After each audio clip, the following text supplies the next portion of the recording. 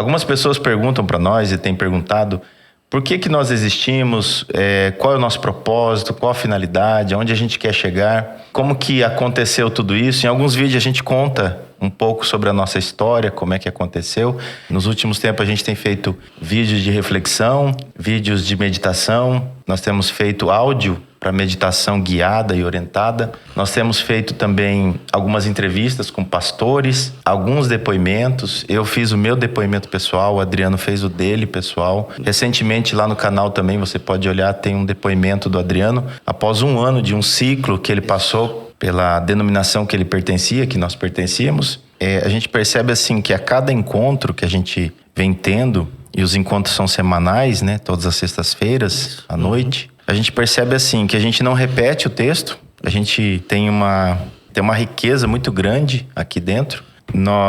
Eu e você sempre escolhemos textos, às vezes antecipadamente, às vezes lá na hora, conforme acontece o momento da meditação, a gente traz um texto, conforme o coração, a mente das pessoas. A gente tem um momento primeiro de meditação mesmo, a gente faz uma meditação com técnicas e ferramentas de meditação. Só que nós fazemos uma meditação cristã. Por que cristã? Porque o nosso foco é Jesus Cristo. E aí nós partimos para uma reflexão bíblica. Reflexão bíblica por quê? Porque nós refletimos em cima das Escrituras Sagradas. O reflexão tem a ver com o reflexo. Quando a gente olha para o espelho, é um reflexo. Então, você olhar para o espelho, na verdade, são flashes e pigmentos de luzes. Se você apaga a luz, você não vê o seu reflexo. Então, a projeção no espelho são luzes. E a palavra, nós sabemos que ela é a luz, que ela é a lâmpada. Então, quando nós olhamos para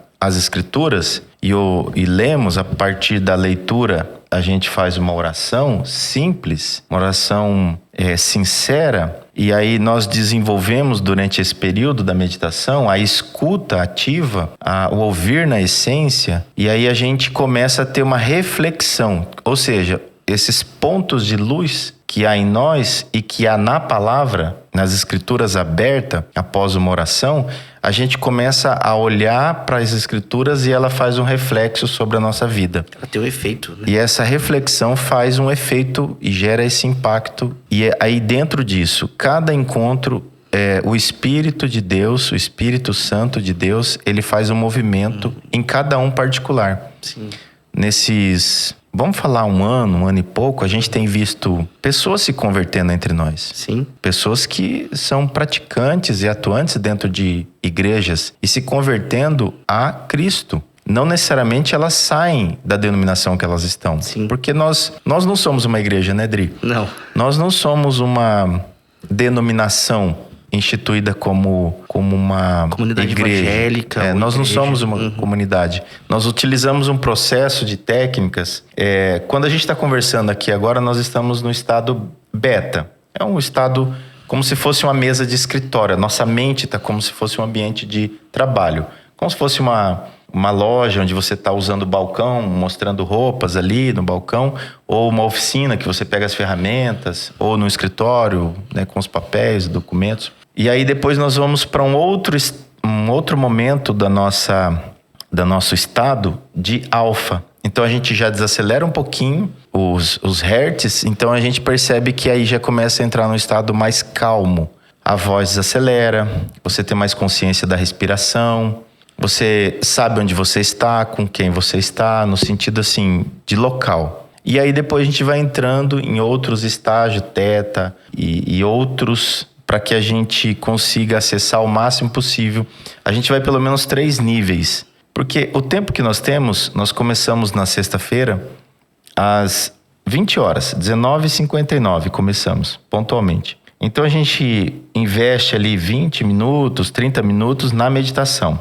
Quando todos estão nesse estado que a gente tira pelo menos do beta e vai para o alfa, quando estamos no alfa e é muito consciente, né? Não é um estado de hipnose como alguns pensam, né? É o contrário, é o estado de consciência pura. Alguns chamam isso em outras religiões de comunhão, mas ainda não é comunhão. A não ser que seja comunhão com você mesmo, né? Pode ser. Mas é um momento que você agora sabe que você está dentro de você. Você não está lá na frente, não está no passado, não está julgando, não está criticando e não está condenando. Você está no aqui e agora. E nesse estado alfa a gente conversa e a partir daí, assim, a gente faz a leitura, uma leitura de um texto e começamos a refletir. Quem está no papel de facilitador naquele momento, ele faz a leitura e faz uma leve e breve explicação, né, dentro do que acabou de ler, e aí abre um espaço para que outras pessoas que estão juntos possam contribuir com aquilo que ela entende, conhece ou já desenvolveu ao longo da sua vida, falando na caminhada cristã, e outras pessoas fazem perguntas baseado nesse texto. Então é um ambiente que há uma colaboração, uma cooperação mútua. A gente faz uma analogia desde o começo que é: cada um de nós temos uma partícula do pão, o pão que é a palavra de Deus, que é o próprio Cristo. Ele é o pão que desceu, ele é o maná que desceu dos céus. E nós temos essa partícula. Ao abrir as escrituras e nós falarmos sobre essa escritura, nós, com essa partícula de pão, a gente coloca no centro daquele encontro, cada um coloca a sua partícula de pão ali. E vai somando um pão maior. Outras pessoas que estão naquele ambiente, ele vai lá e pega uma outra parte, uma porção maior, um pedaço maior, ou um pão inteiro. É um pão que não acaba, ele é inesgotável.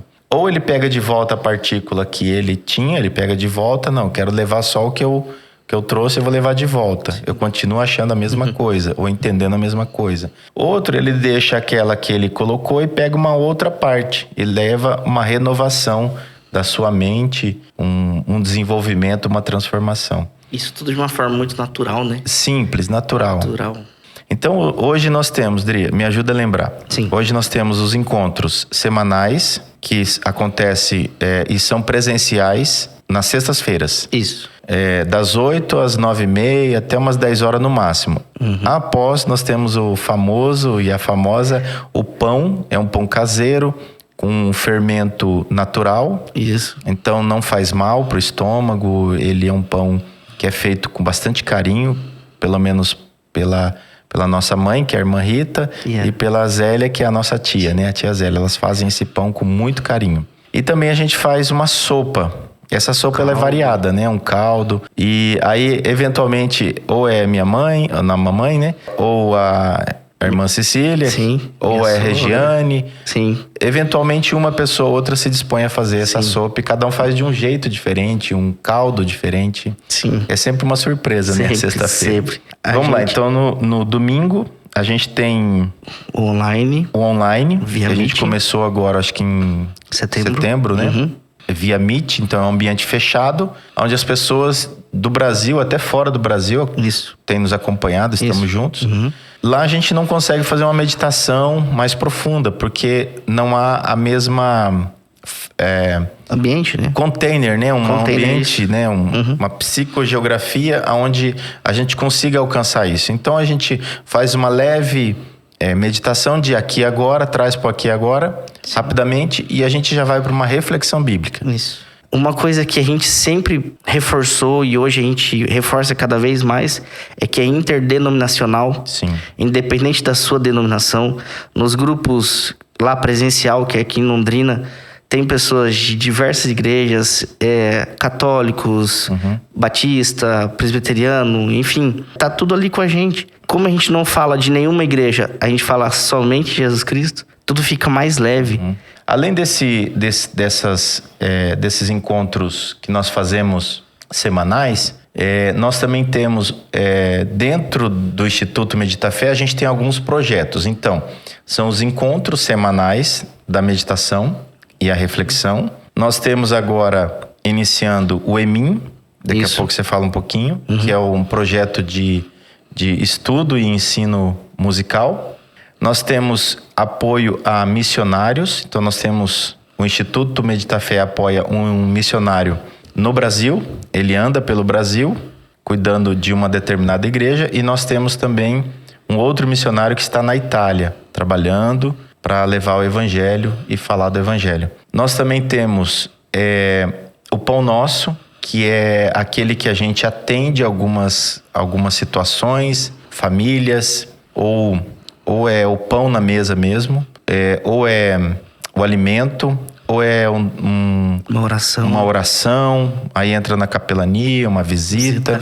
Ou também às vezes precisa de um medicamento, ou uma conta que a pessoa entrou e ela, né, se enrolou ali com aquela conta, aquilo está trazendo para ela uma preocupação e até dificuldade com a família. A gente se junta, fazemos uma força-tarefa para a gente ajudar. Então, esse trabalho ele é um pouco mais silencioso, mas tem então esse projeto, esse trabalho que é feito paralelamente, que é o Pão Nosso. Temos também um outro trabalho que eu particularmente gosto muito, que é o desenvolvimento ministerial pastoral. A gente está indo para o 4º encontro, é uma vez por mês. Nós temos um grupo de pastores e anciães de igrejas que estão num grupo. Hoje está em torno de 30 e poucos, eu não me lembro agora exatamente, mas vou falar 30 para arredondar. Nós nos encontramos mensalmente para a gente falar de processos de igreja, de plantação de igreja, de melhoria, inclusive na parte documental. Porque além desse trabalho que nós fazemos, a nossa principal função, nosso principal trabalho hoje é a contabilidade. Então nós temos um escritório contábil. Então a gente ajuda a regularizar a documentação, a gente ajuda a formatar um estatuto, a gente ajuda e apoia no alvará de licença e fazemos os primeiros passos da contabilidade, o caixa. Então nós temos, hoje nós estamos trabalhando com 4 frentes, bem pontual. Uma é a meditação cristã e reflexão bíblica presencial. Sim. E temos a reflexão bíblica online, via Meet. Nós temos então o EMIM, que é esse projeto que vai começar em janeiro, de ensino musical, principalmente cordas, né, Dri? Isso. Nós temos o Pão Nosso, que é esse trabalho de assistência social, de caridade, onde a gente trabalha de forma silenciosa, não é exposto ninguém, não é tirado foto de ninguém. A gente não mostra isso, por quê? Porque a gente quer resguardar aquilo que o próprio Senhor Jesus ensinou. Se fizer, não faça para mostrar. Se der com a mão direita, a outra não precisa ficar sabendo. Não faça isso para mostrar. Então a gente está dentro dessa linha. E o 4º ponto, que é esse desenvolvimento, essa orientação ministerial pastoral, que é um trabalho de, ao invés da gente motivar, inspirar as pessoas a continuar fazendo do mesmo jeito, a gente quer trazer um conceito um pouco mais sólido, um conceito mais estruturado. E é importante dizer mais que é o 5º, então, a gente falou de 4, mas Sim. O 5º projeto que já está em atividade, que eu já comentei, mas só para pontuar aqui, que é o apoio a missionários, né? Sempre vai ser voluntário, é um projeto que começou de uma forma voluntária. Nós temos um coração voluntarioso, conforme as escrituras nos recomendam, e nós pretendemos assim,